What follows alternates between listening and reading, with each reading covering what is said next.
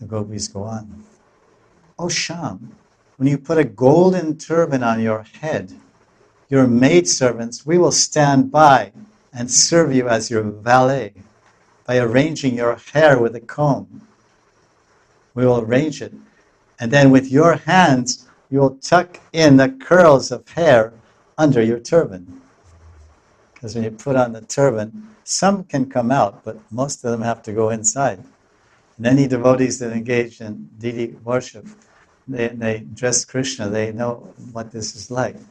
Because they put on the turbans on Krishna and they have to tuck in his hair. And so the hands of the pujari and the hands of the worshipper in the sadhana level become the hands of the Siddha Sarup in the spiritual world.